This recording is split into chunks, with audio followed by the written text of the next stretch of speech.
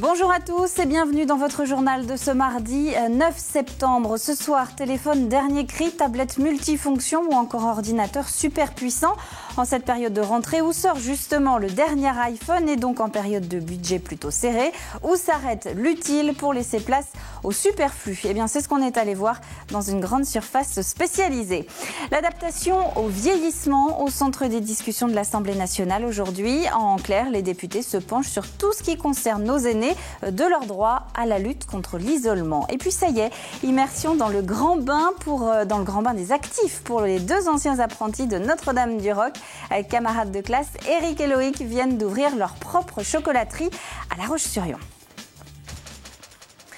Mais on commence le journal avec cette nouvelle triste découverte en Vendée. Une découverte qui concerne un enfant, une petite fille de 4 ans qui a été retrouvée morte hier midi par les gendarmes dans une maison de Saint-Georges de Pointe-Indou, près de la Motte-à-Char. Elle y était hébergée avec sa mère chez un homme arrivé d'Indre-et-Loire depuis quelques mois. Alors ce soir, le procureur a en sa possession plusieurs sources d'informations. D'une part, les résultats de l'autopsie sur le corps de la petite fille qui confirment des violences physiques. La mère, de son côté, placée dès hier en garde à vue, reconnaît également l'avoir violentée, aveu conforté par des déclarations du locataire. Mais des contradictions subsistent entre les témoignages. Aucune conclusion n'est donc pour l'instant privilégiée par le procureur. Au chapitre consommation, septembre rime très souvent avec fortes dépenses. Alors en fourniture scolaire, si vous avez des enfants par exemple, mais pas seulement. Avancées technologiques oblige, on parle beaucoup depuis ce matin du nouvel iPhone. Ce qu'on appelle l'économie de l'information a quasiment doublé en 50 ans. Moyens de communication, moyens de divertissement tournent aujourd'hui autour de 6% du budget d'une famille. C'était, vous le voyez, 4% en 1960. Alors peut-on résister ou se passer aujourd'hui de dépenses régulières en produits high-tech? Élément de réponse avec Pierre Dalicieux. 67 milliards d'euros dépensés en 2012 en France en produits de l'économie de l'information, autrement dit télévision, ordinateur portable, téléphone, tablette, mais aussi forfait internet et mobile, soit en moyenne pas moins de 2400 euros environ par foyer. À chacun un téléphone. On a un ordinateur portable. Téléphone portable, on a écran plat, on a tablette, ordinateur. La GoPro, la PS3. En effet, aujourd'hui, plus que jamais, difficile de se passer de toute cette nouvelle technologie. Plus que jamais, car la population n'aura jamais autant été sollicitée par les fabricants. Effectivement, on est sur des produits de plus en plus renouvelables, des produits qui changent. On est sur une vraie spirale infernale au niveau des gammes de produits. C'est pour cela qu'aujourd'hui, il y a un véritable intérêt pour la majorité de notre clientèle, justement, à renouveler ses appareils et à évoluer avec la technologie. Forcément, tout cela a un coût, forfait en tout genre, ordinateur portable. Il faut être à la page en permanence. Attention, on parle bien ici d'achat plaisir et non pas de dépenses contraintes, même si parfois on peut se demander si on a vraiment le choix. C'est sûr qu'avec toutes les applications qui existent désormais, on ne se retrouve pas dans l'obligation, mais un peu obligé de suivre le courant des choses, quoi. C'est un budget, oui. Mais après, on s'adapte à la nouvelle époque. C'est un budget bien trop important. Bien trop important, tout est relatif, car si en 30 ans le budget de dépenses en économie de l'information a doublé, aujourd'hui celui-ci stagne, voire recule légèrement. L'augmentation de cette part dans le budget global n'est pas aussi forte qu'on veut bien le croire, puisque finalement l'ensemble des produits et des services, le coût des produits baisse énormément et l'ensemble des services est aujourd'hui tellement développé, il y a tellement de concurrence on est plutôt dans une tendance à la stagnation. Et puis on voit aussi que depuis 2008, la crise a un impact, donc les gens ont également des choix, puisque toutes ces dépenses ne sont pas des dépenses contraintes. Il y a un certain nombre de dépenses qu'on appelle préengagées, c'est tous les abonnements, c'est l'essentiel de ces dépenses. Après, sur le renouvellement de votre portable, de votre ordinateur, vous pouvez attendre 1 an, 2 ans. Ça, ce sont des dépenses choisies.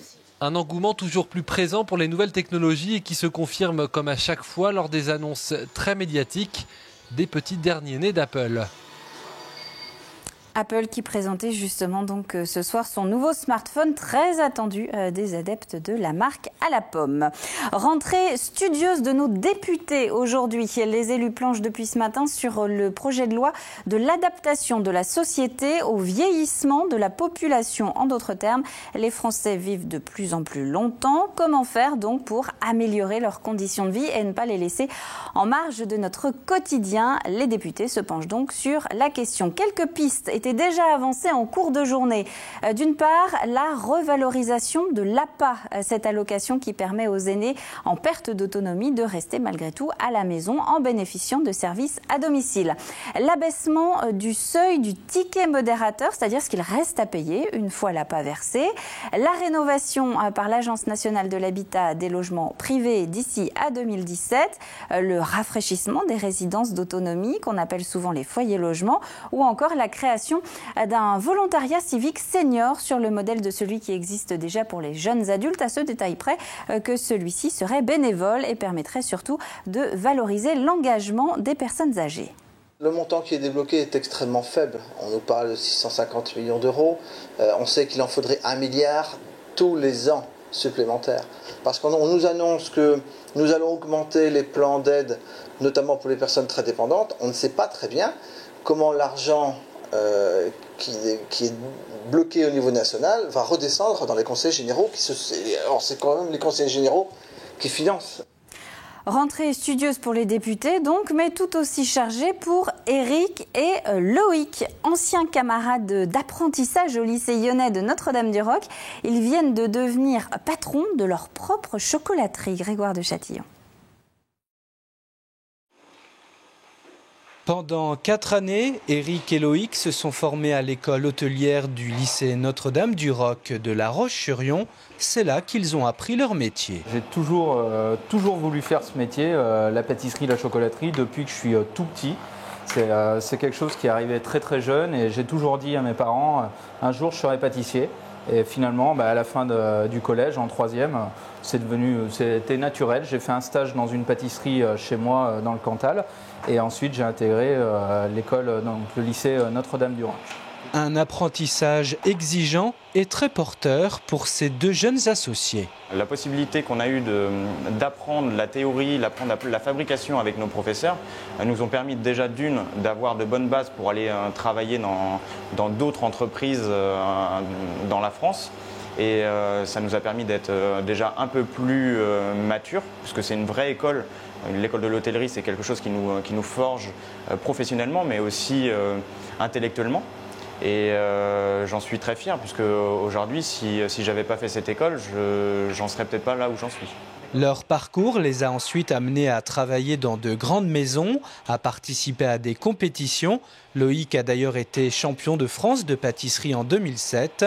Aujourd'hui, avec l'arbre à sucre, c'est une nouvelle aventure qui commence. De quoi sûrement satisfaire leurs anciens professeurs. J'espère en tout cas qu'ils sont fiers de nous, parce qu'on a ouvert aussi à La Roche-sur-Yon. C'était un clin d'œil et puis une envie, parce qu'on a passé de très bons moments ici.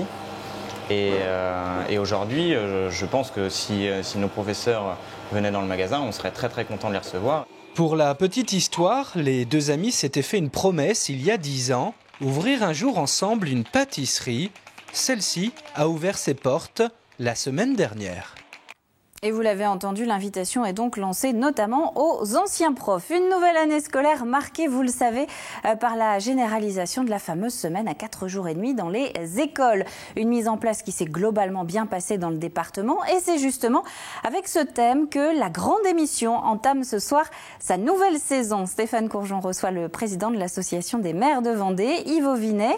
À la tête de La Ferrière depuis 1995, l'élu revient notamment sur le coût de cette mise en place. D'un côté, on baisse les dotations, de l'autre, on nous met des charges supplémentaires. Inévitablement, les capacités au niveau des collectivités. C'est-à-dire que vous avez reculé certains investissements que vous aviez prévus. C'est ce qui va se passer. Et ce qui est très inquiétant, parce que lorsque l'on sait aujourd'hui que les collectivités territoriales se font à peu près 70-72% des investissements dans le cadre du bâtiment des travaux publics, ça laisse à penser que dans la situation en plus dans laquelle on se trouve, il risque fort d'y avoir nette régression dans les investissements, ce qui inquiète énormément les professionnels. Le retour de la grande émission, c'est donc ce soir à partir de 21h sur TV Vendée. Et puis la rentrée, c'est aussi pour certains de nouvelles habitudes à prendre en matière de transport. Pour inciter ceux qui le peuvent à opter pour le car, le département lance donc le 1er octobre prochain 2 opérations. D'une part, le trajet à 1 € pour le voyageur occasionnel et puis l'abonnement à 20 € par mois, quelle que soit la distance pour le voyageur régulier. Ici, en Vendée, nous avons un réseau Cap Vendée qui est développé. Plus de 200 communes sur les 282 sont desservies par un car. Et le réflexe des Vendéens n'est pas encore présent au rendez-vous. L'idée de cette offre promotionnelle, 1 € pour tout déplacement, l'idée c'est de donner envie aux Vendéens de prendre des cars et de prendre les transports collectifs beaucoup moins chers que le déplacement avec son propre véhicule. 2 opérations incitatives donc pour les transports qui vont durer 2 mois et qui se termineront donc fin novembre. Un mot du marché du travail aussi avec cette initiative de la Maison départementale de l'emploi et du développement économique pour encourager les femmes à se lancer dans certaines branches qui ont encore du mal à recruter. La MDEDE présentait hier soir une nouvelle initiative en partenariat avec Pôle emploi et une formation destinée aux femmes qui s'intéressent pour commencer en cette rentrée au poste d'agent de maintenance et qui rappelle aussi aux employeurs qu'un peu de mixité dans l'entreprise ne fait pas de mal. À partir du moment où il y a un vrai besoin des entreprises sur le métier, quand il y a vraiment des besoins en recrutement, les entreprises élargissent aussi leurs canaux de recrutement. Et la mixité, c'était aussi l'intérêt de la démarche, leur montrer que ça peut être aussi un outil pour eux pour pallier à des difficultés de recrutement. Il y en a d'autres, mais ça peut être aussi un moyen pour eux de pouvoir recruter. Une nouvelle coopérative dans le paysage agricole vendéen, la SIAP, la coopérative d'installation en agriculture paysanne, compte accompagner tous ceux qui veulent se lancer dans l'agriculture pour peu que la démarche soit respectueuse de l'environnement. Une initiative qui s'adresse à la fois à ceux qui envisagent de reprendre une exploitation déjà existante, mais aussi à ceux qui veulent en créer une. L'installation est un parcours assez difficile. Et l'objectif de la SIAP, c'est d'apporter un outil nouveau pour faciliter cette installation à des porteurs de projets. Là, un des outils qui va être mis en place par la SIAP en Vendée, c'est le stage paysan créatif, qui est un stage qui dure à peu près 1 année, où le porteur de projet travaille son installation avec un paysan référent et un collectif de citoyens référents pour soit trouver du foncier, soit s'installer et faciliter son installation. Notez qu'en 2013, il y a eu en Vendée moins d'installations d'agriculteurs que de départs à la retraite, un déficit qui représente la perte de 340 emplois. Deuxième volet de notre série de reportages consacrés au lancement du procès Xynthia. Après avoir vu hier les questions sur lesquelles vont devoir statuer le président et ses assesseurs, on va s'intéresser ce soir aux attentes des victimes de la tempête. En février 2010, 29 personnes sont mortes à la Faute-sur-Mer, 750 autres personnes ont été évacués. Autant de familles et de proches qui ont aujourd'hui besoin de réponses. Carl Laboureux. Le nom de son père est gravé sur le mémorial, tout comme celui des 28 autres victimes de la tempête Xynthia. Ça fait quand même beaucoup de noms, beaucoup de personnes, trop d'enfants. Et beaucoup de questions restées sans réponse. Depuis plus de 4 ans et demi, Gisèle Arnaud cherche à comprendre et à lever le voile sur cette terrible nuit du 27 au 28 février 2010. Pourquoi on ne nous a pas prévenus Pourquoi personne n'est passé pour nous dire ce qui allait se passer? Ou au moins qu'on aille se mettre à l'abri. Des questions qui seront au cœur du procès et dont les réponses pourront aider les sinistrés à se reconstruire. 4 ans et demi après le drame, la nature a repris ses droits dans la cuvette mortifère, là où résidait notamment le père de Gisèle Arnaud. Mais les familles des victimes, quant à elles, tentent toujours de vivre avec. Ce jour-là, cette nuit, ce dimanche, c'est gravé dans ma mémoire. Ça, c'est gravé dans ma mémoire et c'est quelque chose que j'oublierai pas. La maison vidée et tout ce qu'on a acheté. Pour Elisabeth Tabary, également, les souvenirs sont encore douloureux. Au-delà de sa maison, c'est son mari et son petit-fils de 2 ans que Xynthia lui a enlevé, ainsi qu'une partie de sa vie. Ça fait partie, je dis toujours, de ma vie antérieure. Je ne suis plus la même, hein, c'est clair. Je me suis réveillée à l'hôpital Et je ne me reconnais pas, je ne suis plus l'Elisabeth d'avant, donc voilà. Il y a des pans de ma vie antérieure, comme je dis toujours, que j'ai oubliés et qui me reviennent tout d'un coup. Oh, j'ai dit oui, on a fait ça avec mon mari il y a tant d'années. Vous voyez, j'avais oublié. Mais oublier Xynthia est impossible, c'est d'ailleurs l'autre enjeu de ce procès, raviver la mémoire et la conscience du risque. Ce procès doit servir d'exemple. La notion de danger, elle existe partout et que quelque part, ça puisse éviter que ça puisse se reproduire. Si ça peut servir, si ça peut faire avancer les choses, tant mieux. Procès attendu donc par les sinistrés constitués partie civile, même si tous ont conscience de l'épreuve que va représenter cette nouvelle étape. Pendant plus d'un mois, ils vont revivre la tempête Xynthia. Un procès qui commence donc lundi prochain. Politique à présent avec le scrutin des sénatoriales qui se déroule le 28 septembre. Ce sont les grands électeurs qui votent. Ils sont un peu plus de 1700 en Vendée. Alors on en parlait hier soir. Outre le FN qui a annoncé la constitution d'une liste en Vendée, il y en aura 3 à gauche et 3 à droite, parmi lesquels la liste de Brigitte Tesson, celle qui est première adjointe de la ville des Sables-d'Olonne, se présente comme une alternative aux 2 autres et explique que sa liste entend représenter la droite, le centre et la société civile. On l'écoute, elle développe son projet. Elle permet un vrai choix aux grands électeurs en offrant un projet tout à fait différent. Le projet se résume en 2 grands axes. Le premier, c'est démocratiser la démocratie pour permettre aux grands électeurs de se coordonner, de pouvoir échanger de l'expérience ou de pouvoir donner leur avis dans les grandes questions de société afin de nourrir le débat parlementaire. Le deuxième, c'est d'avoir des projets des projets concrets pour faire des propositions de loi. Et en cela, avec la complémentarité de l'équipe, on peut proposer des projets sociaux au niveau du sanitaire et au niveau aussi de l'économie avec Marcel Albert. On parlait en début de journal de la présence grandissante des smartphones et autres outils connectés dans notre quotidien. Eh bien, une partie des professionnels du tourisme a bien compris cette tendance, au point que certaines communes balnéaires ont décidé de beaucoup miser dessus cet été et de peaufiner leur e-réputation. Paul Burgot. Fin août, championnat de beach volley à Saint-Jean-de-Mont. Vous ne l'avez pas remarqué, mais Élise était là dans le public. Elle a pris une photo que vous avez même peut-être vue, mais pas dans le journal. Du coup, je prends des photos et puis je me connecte directement sur ma page Facebook pour les mettre en ligne. Car Élise travaille pour l'Office de tourisme de Saint-Jean-de-Mont. Elle est community manager, en français gestionnaire de communauté. Un rôle bien précis dans la communication internet de la ville. Créer du lien, d'entretenir le lien, d'être à l'écoute des communautés qui sont en rapport avec la marque ou, dans le cas précis, avec la destination. Écouter, répondre aux questions des vacanciers et les aider, c'est le travail de Claire qui jongle entre 3 réseaux sociaux différents chaque jour. Donc là, par exemple, on a un message d'une personne qui voulait venir, qui a choisi Saint-Jean-de-Mont pour venir faire un enterrement de vie de jeune fille et de garçon. Donc ils nous ont demandé les idées qu'il pouvait y avoir à faire sur la station. Les vacanciers ont été orientés vers les balades en Rosalie, la Thalasso ou l'Acrobranche. Mais gérer des communautés sur Internet, c'est aussi savoir réagir en cas de bad buzz, quand l'image de la ville est touchée, comme lors de l'épisode des microalgues au mois d'août dernier. C'est des questions sur lesquelles on doit intervenir rapidement et on est le plus à l'écoute pour ne pas, pour justement que ces problèmes ou ces craintes soient le plus rapidement écoutés, c'est important, et qu'on y apporte aussi les réponses les plus factuelles. Être à l'écoute donc, mais aussi animer la communauté en proposant des jeux ou en publiant des photos.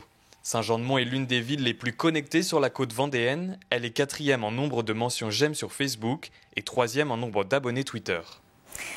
Avant de passer à la météo, un rappel maintenant pour les amateurs de fruits de mer. Les grandes marées ont commencé aujourd'hui. Les plus gros coefficients sont attendus demain, autour de 115, jeudi, autour de 111, 114. L'occasion de rappeler, vous le voyez, qu'il n'y a pas que des huîtres à ramasser en Vendée. À Saint-Jean-de-Mont et à Saint-Gilles, par exemple, on ramasse plutôt les pignons. Et puis on peut trouver des moules aux Sables-d'Olonne, comme à la Tranche-sur-Mer. Le tout en connaissant bien les réglementations en vigueur, évidemment. Des réglementations disponibles notamment sur les sites internet des mairies du littoral. Le temps donc prévu pour aller ramasser ces fruits de mer. Eh bien, un ciel plutôt dégagé et un paysage baigné de soleil, un peu comme un décor de carte postale en fait. Le tout agrémenté de températures relativement douces. Le bulletin complet, c'est dans un instant avec Armelle Pavageau. C'est la fin de ce journal. Merci à vous de l'avoir suivi. On se retrouve évidemment demain, même heure, pour le prochain point sur l'actu vendéenne. D'ici là, très bonne soirée à vous tous sur TV Vendée et à demain.